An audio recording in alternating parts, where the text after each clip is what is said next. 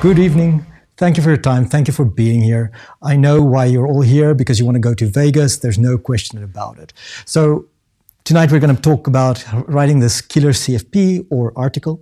And we're just going to go through this from the, well, let's go. Okay, first, before we start, who am I? Okay, Abraham, originally from South Africa. So you can, maybe you heard my accent, maybe, I'm not sure. I used to do a lot of public speaking, funny enough, and I actually competed on European level with public speaking. However, this is not the same as talking at a conference. Public speaking is making people laugh and they feel good in the end. Oh wait, that's actually what tech conferences do, the same if you want to be good at it anyway. I also used to be a Spring trainer, so if you want to do your Spring core certification, reach out to me. I love this part as well. I worked at a company called Trifork. If you've never heard of Trifork, they're actually the ones that do the go-to conferences. And this is how I got into conferences. So if you've seen any videos online about go-to conference, Amsterdam, I was probably at the conference. I've been to the last 8 of them and always trying to help out there. Amazing organization. Go-to conference is different because it's not a CFP. It is, however, one where people get selected. So in that sense, we do reach out. If you think of a thought leader or somebody, that's the guys we contacted for Go to Amsterdam. Same was part of the Go to Berlin group for a while, and Go to Berlin stopped now, but amazing organization. And then why Koen asked me to give this presentation anyway, is because I was on the program committee for JFall. JFall, yeah, if you're in Java world, you know, it's one of the biggest one-day conferences, well, biggest Java conferences in the world. They have a lot of CVSPs. So I was part of it for 3 years. That's also the maximum time you can normally stay for a span. And during this, I read a lot.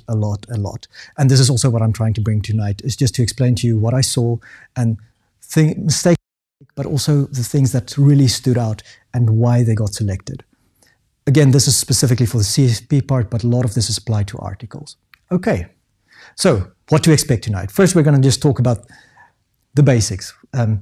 Just like getting like a basis. So, I mean, you said you're a blogger, Jasper, and I mean, then you already have a lot of experience and you can also contribute to this. It's really great for us. But I'm just going to talk about what is expected in a sense. Then we're going to talk about what makes something exceptional. What is the reason why a paper gets selected out of a group of 350? And hopefully you can use that because it sounds easy, but you have to, well, use it, practice it, and practice it. But more about that later. And then finally, I'll just wrap up with some tips if you get selected, what to do with this. Okay, so how do you get started? Maybe Jasper, so how do you select a topic if you want to blog about it? It just pops up in my head, usually spurred by something that I experience at work, or that I'm, yeah, when I have an altercation with a colleague, for example, I can do something about agile practices. Yes. Or when there's a new Java feature, when I run into some programming issue, can be anything. So to throw it back at you, it's something you face, it's something you encounter, it's something that you kind of get emotionally involved in it, and you can like write about it. You get inspired by it. Yeah, I'm never concerned that with the thought that, oh, this is what people want to want to hear. And I don't try to copy something that I read, something that's got 50,000 likes, and oh, I'm gonna rip off their idea. No. Yeah, so just to put it out, it's your own idea. You take it, and it's not something you want to copy. It's something you just want to share your experience from it, and that is really important. But okay, let's just one step back before selecting something. Why do you even want to write something? And this is really something I'm looking at you, because in essence, we're getting this amazing golden carrot in front of our noses, right? We can go to Vegas, and that is exceptional. However, If you keep on thinking of Vegas, you will not be thinking about what you're writing, and that is just one big distraction. If you want to write something, in essence, it's always about sharing knowledge. It's about being passionate. It's about doing it because you like it. And if that is your core when writing something, I promise you, your passion will transmit. I'm saying this as well because in CFPs, you see a lot of people that just wants to be on a stage. It shows. It shows when people are not passionate. And this is why you should pick a topic that you like. It's so silly. Before just thinking about becoming world famous, just what do you like and enjoy it. And if you say, hey, but this is not something I like, and I really want to go to Vegas, then still take down the tips and tricks. This will still be valuable. But I just want to tell you, thinking of Vegas or thinking of becoming a rock star, pun intended, it really is a distraction and it will take your focus from this article. So always remember, don't let any distractions ruin your passion for something. Then the mistake we also do is we don't practice enough. So if you pick a topic, practice writing a good topic. Or like thinking of these, what is this? Always just start thinking in your day job. Is this something I can tell people about? Is this something it's worth sharing? And I've got some bad news for you. You will think you're average, normal, like everybody. However, your experience, like Jasper said, is different, and anybody can learn from you. Even if you're 24 and you have not a lot of experience, the way you look at it is good because you look past some boxes. The way you look at it as an Android developer is different. And this is why if you feel like you want to share information, this is a great place to start. So, and this is what I want to tell you in the end. The art of being like a content creator is making an average topic entertaining or interesting. And the secret is, well, remember what you think is average in your head. It's not. The path you came to be here, and sorry for sounding like it sounds like somebody's going to rip out a violin now, but just know you are unique and you have a unique view on things. And this is really important to share. We previously spoke about languages as well, and every language, we all think in a different way. And this is why we look at topics in a different way. And we can present this in an interesting way, although it feels average for us. Okay, sorry. So you've picked a topic and you're like, oh, I'm passionate about this. But who here just have had a dream and they go downstairs and they want to tell somebody and then it just fades away, right? And this is pretty much with ideas as well. Sometimes you're like, this is the most amazing idea. I can't wait to explain. Like rubber ducking, tell your idea to someone, preferably somebody that doesn't even understand technology, but you have to hear it. The rubber duck is amazing, but if you can see somebody's focus fading away, if you can tell your idea in just one sentence without and, brilliant. I promise you, you will write your article or CFP in a quarter of the time because you will have, like, all the fluff will be gone. But sometimes, like I say, we get to this emotion where we think, wow, this is amazing, but then when you try to explain it, it falls away. And this is really, it's so simple, but it can make a major difference in just having a clear, concise idea. So, okay, the basics. You probably all know this. If you ever like Googled once, you're going to get this. You're going to say all of these things. However, this is the problem. It's not the basics. Because when I went through those 350 CFPs, you would be surprised. I think 30% did not do what is expected. They just don't read. They don't read the description. They just don't follow it. And the same, let me just go to the first point. Stick to the rules. So if you're writing an article or a blog, there's a specific structure. The best example I can give to you is you walk into a movie, the movie was advertised as a comedy, and then you discover a drama. Doesn't matter how good that drama is, you are going to be disappointed because you were expecting something and you got something completely different. With a CFP, a blog or article, it's the same thing. If you pick that up and you're not giving the people what they expect, then they're going to be disappointed. So in what kind of way? Well, we'll go through all of this, but in general, just know, stick to the rules in the sense of what is expected of you. So, and this is also really important, the target audience, the track, the topic. If you make sure that it's in line with what the conference does, you can really customize your CFP for this conference. And I would also recommend reading what is expected. How do you know what a conference wants? How do you know what Viva Las Vegas wants? Well, they have a description. We don't have a previous year, which is good because we're setting the trend for it. But for conferences, we can see what kind of people they get. For example, I know from one conference in the Netherlands, one of the people on the program committee hated Spring. So you have this like no Spring papers, and suddenly then there's an explosion because the guy left again. And so if you read the papers that were accepted or the talks that were accepted, you'll get a good insight of what's going on in the program committee at this stage. And that can really give you a big lead into it. Okay, so provide what expected. We'll go through that now. So, for example, you see now session title. We're specific talk about session title, description, track, session format. I've seen things where people will go in the description and then they will add like note going on in the notes section. That is not what is expected of you. And this is simple things, but try to make it as easy as possible. Imagine now you're reading. It's like Tinder, right? Like so many pictures going through you, but this is like blocks of text. Make it as easy as possible for the program committee to read through it and make a decision. Why? Because they can also get frustrated with you.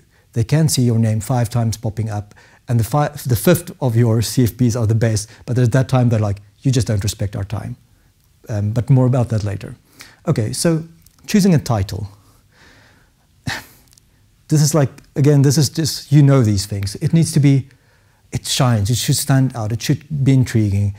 Spend a lot of time on this and make sure that it's different. But however, when choosing a title as well, just be wary. There are some general titles, then you will see something like, for example, killer CFP or killer this. It's just the same thing. So you get a lot of this that looks different from this if you see it for the first time.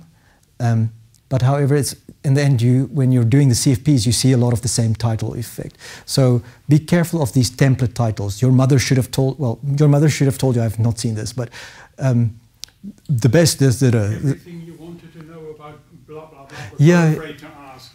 It's cliche. Yeah, but I'm getting back to it. But you're right. Just be careful because you're competing with everybody that reads the same resources. So that's what you should know. You're competing against people that know reading the same information. So how do you get an edge on that? And this is all, we'll talk about that later on. Okay, so general rules: be funny but not too funny. Humor does not always translate well when writing. Also, when you have a chance, run this past your colleagues. If they laugh, you know it's not good because we have bad sense of humor in programming. No, just run it by somebody. Also, a gimmick can work, a clickbait topic can work. But again, if it's in limits, there's always this balance. How do you know if it's in balance? Well, go read the previous years, but also run it past your colleagues, or preferably not. Ask if you have somebody in your family that does not know anything about technology. If they roll their eyes, it's probably good. No, but okay.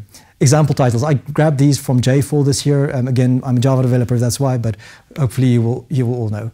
Pattern matching, small enhancement or major feature. Tom, tom, tom. Do you think this is good? Yay, nay? Be honest, we won't hurt anybody's feelings, I hope. It's a title, so do you want to read the rest of it?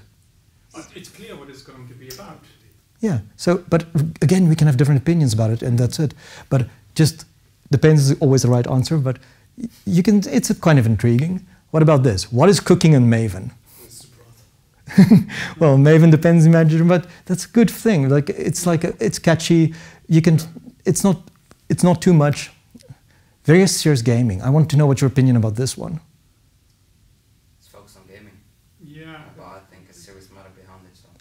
So I'm not going to... Precisely. It's just too vague, right? Yeah, it's vague. It's not... if I see 3 things and I have to make a decision, I'm not going to read further on this. I'm like, okay. I built my own JVM language. Here's how, why, and how. More like a tutorial. I like this one. Yeah, I'm intrigued. Yes, I think because you... Why the hell would you... Why would you do that? But in general, I would like to say, I think this one is a great concept, but I think it could be reworded a bit. Like the full stop, and you can maybe make it in 1 sentence. I don't know, but don't ask me how. If I have to do this one more time, I quit. I think this is great because I can think of 10 things what it is. I would be curious. Okay, but let's go on. The description. This is, or the abstract of the CFP. The first sentence, the hook. This is gold. In journalism, if they talk about the first sentence, they say if you have only an hour to write an article, you will spend 50 minutes on the hook and 10 minutes on the article. If you get that first part right, this is where everything happens. Again, thinking 350 CFPs, blocks of text, you read the first sentence and you're kind of sold or not. Please, please, yeah, make every word count. Please don't start with, in this session. Don't tell me what you're going to tell me. Just tell me. Like, don't say, in your head you can say, in this session, but then just start with the next part. Because kind of, when we only have 250 to 400 words, in this session is 3. You can use that for better. And this is probably the most important thing, not just in writing in general, but when talking, when giving a presentation, you should always remember that the reader would like to know what's in it for them. If tonight you're here because you want to go to Vegas, that's what's in it for you, so you want to gain information or you want to write an article, but that's it. And that's what you have to know. When before starting, like, you write this, if it's not clear what's in it for them, they're also going to be like, I see grammar, I see words, but I don't know, it doesn't mean anything for me. And this is kind of like, yeah, you know, in life, when somebody talks to you and you walk away and you're like, what just happened? It wasn't social, it wasn't, you get it. So you'll see in this section, like, what's the takeaways, in other words. And of course, this is now an interesting question. Your CFP, not your topic. You're not writing it for your audience in the day. You're writing it for the program committee. So what does this mean? It means the words you use, be careful of going too much in jargon. If you go and you're like so specific, yeah, for your target audience it will matter, but the guy reading the CFP can be from a completely different genre. So that means if you write your CFP, make sure, for example, or your abstract in an article as well, make sure that you are writing it in normal words, because that would mean, like, especially with a CFP, when there's so many, people will be more engaged when they understand it. And this is a thing we as IT professionals, we fall in all the time. We use jargon, we use compiling, da-da-da-da-da. Of course, if we're writing for a a software development conference, it's fine to use the word compiling. But when we talk to our like spouses or whatever, and we're like, oh, we get the binary, da-da-da-da, and they just glaze over. We are so used to these words, and this is why it's so important to talk to people outside of our domain as well, because they can give you insight into, does this make sense? So also, I want to just mention something from the topic as well. Sorry, the title as well. I think the description is good. There's this quote, I think it's a misquote from Einstein: if you can't explain it to a 3-year-old, you don't understand yourself. Also remember this, 250 words, 400 words, not that much. If you can't explain to people what you're going to talk about, anybody, then it's a good idea to just reflect back and ask yourself if you are knowing what you really have. Is the idea concise enough? Is it specific enough? Go back to the drawing board and ask yourself, can I explain this idea in a sentence? I'm going to get back to this one sentence thing as well, because there's a really valuable thing that goes out of this. Okay, so here's some hook examples, and I can't remember what the title was for this one. AWS has a huge product catalog, resulting in information overload when you try to begin. How do you know where to start? This is concise, it's clear, it's like average, like almost, you know, but you can walk away and you're like, that's true. It's kind of like, I don't know where to start, so I can walk away with this. I know what's in it for me automatically. Now this one is different. It's been 10 years since Maven 3 saw the light, bringing initial multi-module support. Later releases brought a lot of improvement, bugs, fixes, and of course, colored output. I mean, it's fun. I mean, if you're invested in Maven, this is definitely going to call you, and this is good in the sense that it really identifies his target market, which is going to go to that sessions. It's going to be somebody like Maven, really specific. And this is why I appreciate this one anyway. Do I think this will get everybody to join? No. And that's also not the point always. Sometimes it's good to identify your target market, like target audience. But okay. I didn't want to include bad ones here, but I promise you, you can see these were actually really good because the first sentence were always on their own line. They started a new paragraph as well. It stood out. I will guarantee that these were not sponsored talks when looking at JFull. Sometimes you will read an abstract and you will see, this is terrible. And then it's unfortunately a sponsored talk because they get paid to get into the session, but that's a different discussion. Okay, structure, structure, structure, structure, structure.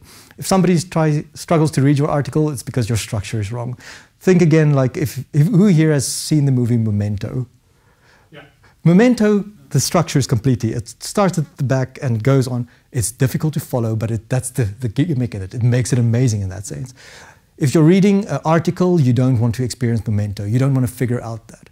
You want to know, one of my colleagues always said, if you're writing something, think drill sergeant. First, you tell them what you're going to tell them, then you tell them, and then you tell them what you told them.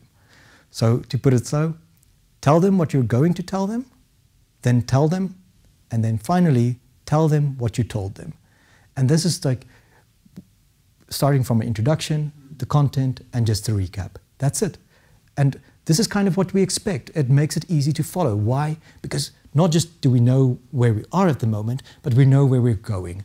And this helps the reader to understand where you are. Thinking of a map, what's the first thing? You need to know where you are. And this is the same with any like academic paper or anything. You have to know where you're going. What's the point of this? And if you feel lost in an article, it's because the structure is wrong. If you feel lost in a CFP for 250 words, it's possible. Or you walk away with just like, I don't know what to make, I don't know where to grasp. Go back to this structure. Okay, remember, I cannot emphasize this enough. If you read this, you should be able to know what you're walking away with. That's it. If there's one thing, if you go home and you have amnesia or whatever, just remember always what's in it for them. Answer this, if you read your article, if you read it, what did they get from it? Like we said, what's the reason why you are here to start with? Is to share the knowledge, and this is the core of it. Okay, hygienic factors. Do you know what's hygienic factors? It's the things you don't get points for. For example, with sound and video, if it doesn't work, everybody's really unhappy, but if it works, you didn't notice it, unfortunately. And this is the same with articles and CFPs. Grammar. Like, promise yourself the following. I am bad at grammar, full stop. Because if you start with that promise to yourself, you will take it serious. The problem is that we kind of think, oh, I've written something in English, and that's fine. This is one of like 30% of the stuff I've seen, basic grammar mistakes. You can see the person did not go through the trouble, and this just gives a bad impression. Sometimes it's an accident, but this is kind of unexcusable, right? Because this description, for example, with conferences, that's placed in the program immediately. They copy paste, boom. So the worst thing is not that they see it there. The worst thing is they put it in the the article, or sorry, on the program, and they're like, just the basic thing. But this should not be intimidating. It's fine. This is not our, what we do. We program. We are not experts in language like this. But there are people that can be paid for it. And you're like, oh no, I'm going to pay 50. No, there's a website called Fiverr. €5. You can ask somebody in the other side of the world to read your articles for you. And you will get 10 times better quality because they will also see word choices. We don't always get the word right, but they understand because this is what they specialize in. They ask me, because I have an MA in English language. Brilliant. So now you know how to contact. Precisely. And this, if you make this to yourself, you will increase your article as well. I cannot emphasize this enough. Read it out loud to yourself. You will find 10 mistakes. Get dictation software. Let something else read it to you. You will get 10 more mistakes. And finally, just ask somebody and you know who now. Great. Again, oh, yeah, please don't. Oh, sorry, I'm pressing the same button. Things you don't do. You want to get into that conference and now people play keyword bingo. Cryptocurrency, running in a Kubernetes cluster, running ECO. This is the things that conferences see. They smell it immediately. It feels like you're just messing with people. Don't go there. Be an expert of what you're talking about, but don't just throw keywords around to get accepted. It's nice to talk about what's trending, but talking about all of it is a waste of time. Don't be too funny. We've spoken about this previously. Your humor doesn't always translate as well. I can also say, with GoTo and with J4, we've had people like just missing the crowd, making like chauvinistic jokes, and there's no place for this anymore. It is inclusive, it's diverse. make sure that if you tell jokes, that it's still culturally sensitive, and make sure that it's in good taste, because you are standing there not just as, I want to say, as a colleague. It's not just you guys at the barbecue. It's really you standing there in your professional, as a professional. And that's why you should represent yourself in that way. I'm not saying, don't be too punny, pun intended. That's the same thing. Just puns are good. It's fun. It can help you make an easy joke. But in the same sense, don't overdo it. There is a natural balance. How do you find the balance? Ask people. I cannot emphasize this enough. Why? If somebody tells you, don't be funny, and you're not funny at all, that's not good advice. But if you are too funny and people say, hey, you have to be funny, that's not good advice. So always get input. That's it. Any advice, get input. Because you have to know who you are and what you do before you can really measure what input is good for you. Thinking of a hilarious incident at JFall last year. But if we got time, because you don't, about being inclusive and being funny, that was unintentional, because the speaker, the Dutch speaker, asked the audience something to guess. Can you guess with so and so? And a woman said something, and of course he in his Dutch mind wanted to say, ja, bijna, maar je bent wel warm. So he said, no, almost, but you're very hot. Oh dear. So let me try, for the recording, it was just like this, where sometimes in your translating, some things go wrong, where the guy would say, sorry, just doing this for the recording as well, but at JFall where the guy would accidentally translate the word warm to hot and then calling somebody hot in the process. Oh no. Okay, this is one that you get in, and this is also really an important one. People get angry at work and they're passionate about it, which is good, because that means you care about something. And then they go on a blog and they write about it and they rant for 6 hours, which is great, because it's on their blog. But if you write a CFP and you're just angry and afterwards I feel like I never want to touch Java again, or I have to take a bath because it's so angry, it's just too much. So scale it down. What is it? And also, in the beginning I was joking saying, conferences are you go there and you walk away feeling good. And that's pretty much it. If you are so angry about how terrible this is, yes, there's one person in the audience that will agree, but the rest will just feel like, I don't want to deal with your anger, I want to learn stuff here. So make sure, and I'm saying this because we do see this in CFPs where people are so passionate that they kind of forget that they also want to tell people about their learning experience. One I didn't add here is also with ranting, but this is from a plural side video, but the guy was talking about killing your darlings. And this is about, there's some things you are really passionate about. For example, if you are really passionate about formatting, and then everything you write, every CFP, every article, there's a piece of format about how formatting saves the world, don't. This, I think the Dutch word is stokpaardje. Just be careful. There's things we are passionate about, but it does not always flow naturally into the topic. So be careful. This is also why I said one sentence. If you add to that one sentence and formatting, you know you're kind of off the beaten track there. Okay. Easy wins. Like I said, go to the program of previous years. For the Viva Las Vegas CFP/article, we don't have that convenience. However, I think do some research on the people that's in the CFP or article acceptance. See what they like.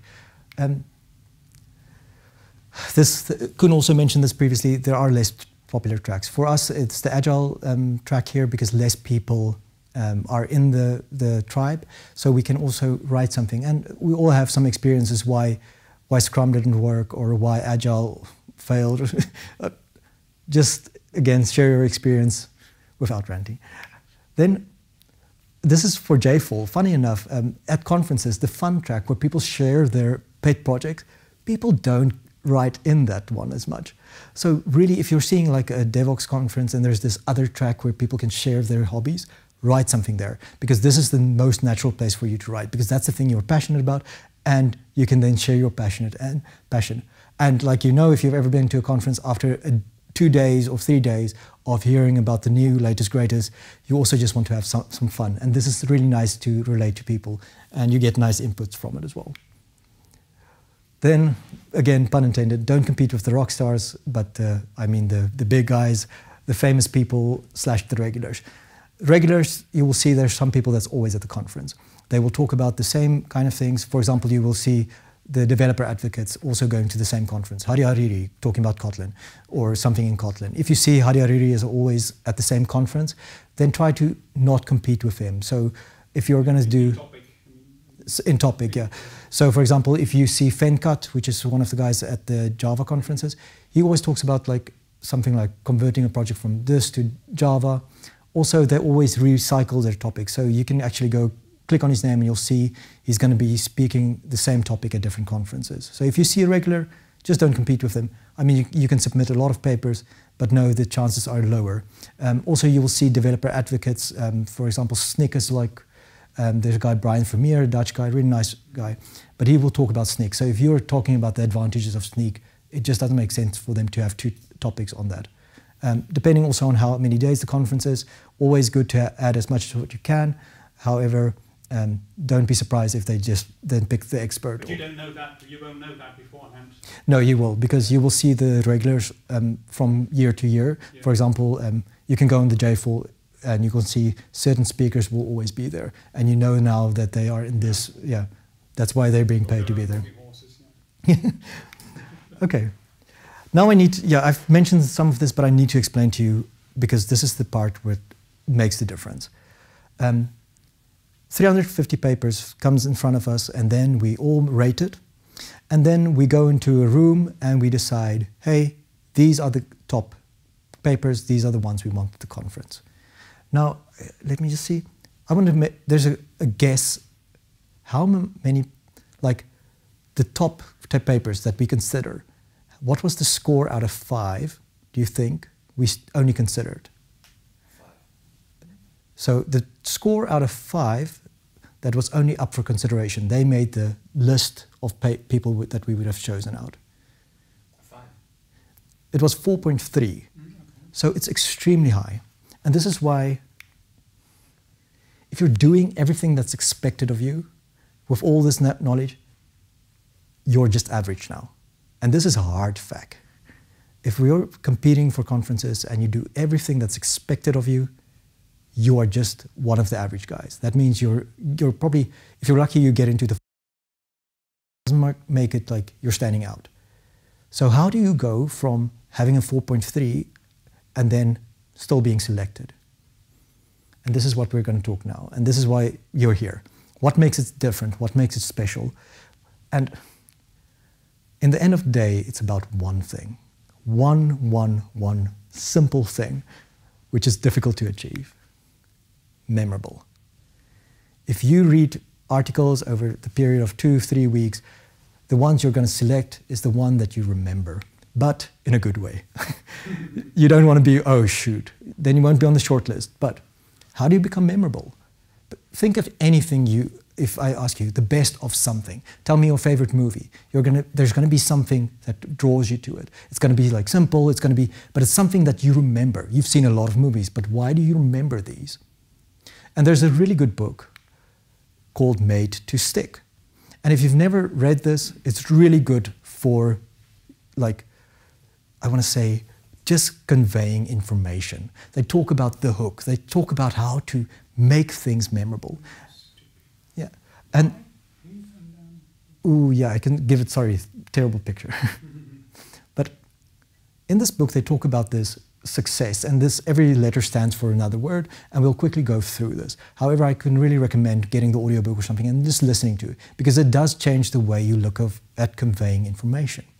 Now, in this book, they take this good example of urban legends.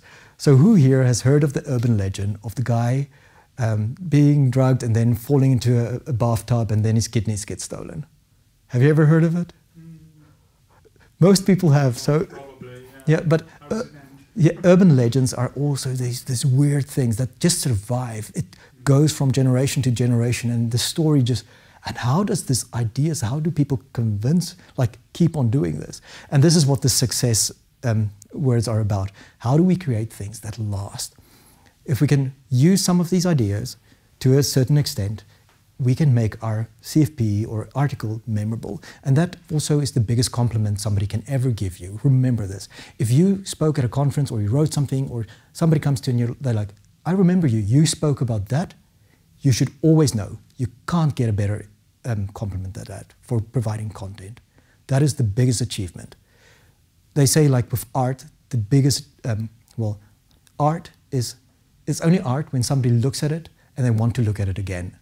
If somebody reads your article and they're like, wow, this, I'm going to bookmark this, I want to see this again, huge compliment. So, in these things, we keep it simple. Again, for the description, we have the notes part. We can go into technical parts there. We can explain what's the steps. But in the description, it should be simple. It should be easy to follow. It shouldn't be this complex idea that the person is like, I have to read this 5 times. It's just going to be frustrating. It's unexpected. And this is what we kind of see with some of the topics, or sorry, the titles, and then it takes a turn. Your brain gets like attached to this, and it makes you more curious. For example, I was thinking of examples, but like I ran a Scrum project and it succeeded. It feels like, or why everybody loves Jira. That's unexpected information because nobody likes it. And this is something you can use in your titles and in your hook. It just, you know what everybody expects and you take a turn. And again, be careful, it shouldn't be too severe. So just use it in balance, but it, like you all know now, we should just be reflecting and asking for input. Concrete. This is also something, don't use this abstract. Make it about something that matters. So for example, if I tell you at a conference, I'm showing you the statistics about my pipelines and how to optimize my project, and everything was a pet project and I ran it at home and nobody's using it. You don't care. But if you're telling me about this 100,000 people using it at a big company, then people are like, wow, this is impressive. But you also tell people what's the direct impact. It's not just this hocus pocus. It has consequences on their day-to-day. Concrete. Credible. If you, especially with the unexpected part, if you tell somebody something that's completely absurd, they just write it off. Especially at a conference, you don't really, I mean, credible can be memorable because it's so absurd, but we're also in a domain where your credibility counts. If you say, for example, let's say, I think it's like, I'm changed this and now I'm getting 5 Bitcoins a day. It's like, what? It's just like weird. It doesn't really add something. So make it credible in the sense that what you're telling is in line with what is expected as well. So my pipelines, I changed my pipelines and I reduced my build time by 1/3. That's something that, well, say 2 minutes instead of 20. That's something like people like, hey, well, how did you do that? But it's not something so miraculous or weird that you just like, oh, this is just rubbish. So make sure what you're telling is credible in that sense. This is difficult because you know how many emotions programmers has? Actually, they just have one and they put it on and off. That's how it goes. So, but what is the emotion or the emotional response that we as developers have the most? Frustration. So this is also what we can try to convey. If you can address in your article or your CFP that you are reducing some frustration that people can relate to, that is worth gold. The book talks about a lot of other things that it's not really like appropriate. So we don't write sexy software, or we don't want to fear people with the build breaking and then the end of the world, right? So you can't really exploit those as much, but frustration is definitely something you should think on how you can solve it. Then finally, we are actually wired for stories. Like think of 2,000 years ago, all the medium that we always use is telling a story. And there's different like templates for a story, like the hero's journey. Like remember you as a team, you had a frustration and you almost didn't make the deadline. And then suddenly you introduced this and everything went happy ever after. I'm not saying use that precisely, but you understand what I mean is we try to convey information in stories. And if we use this, so instead of just writing your CFP article in bullet points, just use a story, make it relatable. You can go a far way. Okay, so that was success, you know, simple, unexpected, concrete, credible, emotional, and finally a story. Okay, so now I'm just going to quickly go through the tips and then we're done. Tips, it's a small world. If you get into a conference, please just know the following. Conferences talk to each other, people share are on multiple program committees. If you do well, the chance that you will be on another conference is good. If you do terrible and you waste people's time, that news also travels. So also when you are accepted to a conference, and this is what I saw at GoTo specifically. GoTo, they reach out to you, they select you, it's a compliment being able to speak at GoTo. Then suddenly it goes to their head, and they think, we're amazing. Software development on its own is such a small world. Even if you're famous here, you're not famous. Nobody will know who you are. Do your time. One of the most important things is that like credentials. What conference have you spoken at? If you don't have that, talk at meetups. Talk at every event you can. Get the videos. It will make a difference. If somebody, oh yeah, that's it. A video is worth a lot. Say you see this perfect CFP article and you see the person on the video, you hear they've got a good accent, they're funny. That goes a long way for getting into a conference. Your reputation matters. Just getting back to it, you can get blacklisted. If you are really rude to the conference, you will get blacklisted and you will be blacklisted at other conferences. Out of personal experience, I've seen one of the guys who wrote the Agile Manifest, really important guy, treating people like rubbish and then being blacklisted. This has really... Robert Martin? No, not him. And even if you guessed right, I would not say. Uncle Bob. I've never had experience with him specifically, but yeah. But yeah, so just know, treat people with respect. Even if you're important in this world, you're not that important. Just always focus on you're contributing to this world and that you're making people's lives easier. Then to wrap it up, always remember what's in it for you. Like, what's in it for them? Why are they reading this? Because that's what it's all about in the end of the day. Take time, select a good title. The hook, that first sentence, spend as much time as you can. Practice writing the hook. You don't have to write an entire article, but write something that is captivating. Think of it. If you have like a random article and you think it's a terrible one, write a better one. But practice, practice, practice. Hygiene factors, you don't get credit for it, but you do get disqualified on it. And then remember, if you get the biggest compliment you can get is making something memorable. If you want to go to Vegas, whatever you do, you have to be memorable. If you can't tell yourself what you're writing about the next day, then you should rethink it. Final remark. This is not so much about Viva Las Vegas. Just know, unfortunately, this is a competitive thing. It's difficult to get in. The more you try, the higher the chance, of course, that you will get in. But once you're in, like you got that good conference on your CV, resume, it's really easy from there. And then you can travel the world. I have a story where I saw a lady at GoTo who started like really handing out t-shirts. And last year she finally gave a keynote at GoTo. You have to do somewhere. You have to start somewhere, and it's really worth it if this is what you want. That's it. Any questions? Lots of them.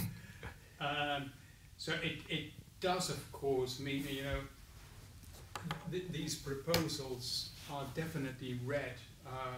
You know, it makes a difference who you are, and if you've spoken before, and that's been always my impression that it's difficult to get in if they don't know you. Yes, so this is true. The communities are small. So the question is, how do you get into these communities if you have never spoken? The thing that people miss is that it's easy to actually get into the community. Go to meetups, go to offer like giving a talk at meetups. Normally the first meetup has 2 talks, one is from a more credible and the other one is the opening act. It's easy to get that opening act. It's really because they want somebody to talk as well. It is also, I know from GoTo's experience and I know from JFL, they want to give local people a chance. Even we got like big speakers from the US. The first guy would be a Dutch guy that works down the street because he has to have a chance. And this is how you get in. The problem is that people get addicted to the big stage thing and they're like, I want to do my first talk at JFL. JFL is really difficult to get into in general. Also apply to conferences not in in the Netherlands. There are some, I've heard this from numerous speakers, go look at different countries because a lot of the conferences anyway, they have an external budget, so they want external speakers. They don't just want the run-of-the-mill, same guy. So it's easier then sometimes to present yourself at a different country, not one of the big ones, just a smaller country. And then you do get active, good conferences on your resume. Does that answer it? Yeah. Yeah. Yes. Are you yourself a regular speaker on technical topics? No, my experience is more like a critique. Like I critique, I don't act. Okay. So you don't speak a lot at conferences? No. This is just out of my experience of reading it and seeing what gets selected. Yeah. Oh, sorry. The question was, do I speak a lot? No. Yeah. Yeah. My question was basically, how do you pick a topic that is interesting for people? Because for me, something that will be interesting is something that I don't know yet. But I think on a topic of, like, for example, DevOps, I think most people know what it is and what you need to do for it. Yeah. So the question is, how do you pick an interesting topic? Sometimes things feel it's just average, but the things you find interesting is actually the things you want to research. Exactly. Like you're recycling the topic of anybody else. So the answer is actually, first of all, you have to start somewhere. So pick the topics you know about, because you'll remember you're practicing to write a good CFP in the end of the day. And one day you can, I want to say, talk about anything, because your credentials will matter and they will expect you to be a good presenter and convey information in a good way. However, I want to challenge you, and what is normal for you is not necessarily normal for everyone. The best example I always give to people is like, what did you have for for lunch when going to school? And if you talk to people like, for me, I was like, I had this, and this, and it's something weird. And people are like, what? That's not normal. But for me, it's as normal as it can be. And what is normal for you is just because you face it a lot. But that does not mean people outside know about it. And especially, like you said, you're in DevOps, writing a good pipeline with your experience, the problems you've faced, that is things that adds value. And that, even just writing it in an interesting way, conveying the information in an interesting way, adds value. And that's worth writing about. So basically, the only difference that I'm doing for my job is that I'm writing pipelines in code instead of just clicking and putting stuff up on the pipeline. So it writes on code. Yeah, so just to, you write code and you make a pipeline. So I feel there's a really good topic or title coming out, like how to reduce the clicking or something there. But, how to get more frustrated. Yeah, clickbait, clickless bait or something. Okay, any other thing? So do you have any tips for, suppose you are accepted to speak at a conference, and any tips on how to prepare for the actual presentation for people who have never done it before? Yes. The question is, any tips for when you got accepted and how to present? Practice, practice, practice. Practice in front of as much people as you can. I've seen also, part of what I've did to go to especially, is I saw the reviews. What do people excuse? What do people think this is okay? Being on your nerves, people are fine with that. They get it. What do people never, it's unforgivable, not being prepared. Because then you waste people's time. People say, hey, the guy was on his nerves, but the information he gave was good. Or the lady. But if you stood there and people can see you're just reading the slides, that is a crime. And I will make sure that if I'm going to see a program committee and I will say this person stood in front of 400 people and he wasted their time. Because that's what it boils down to. I know it sounds harsh, but in the end of the day, this is the moment you stand in front of people, you need to show that you want to give them value for their time. That's it. So just to put it again, you practice, practice, practice. It's all about getting over the nerves anyway. Yeah. The best but most painful thing you can do to get better: record yourself and force yourself to watch it. That is how you really become really good. That's it. I think that's all the time we have, but we'll be around as well if there's any questions. Thank you so much for your time, and I hope you took something from it. Yep. Thanks.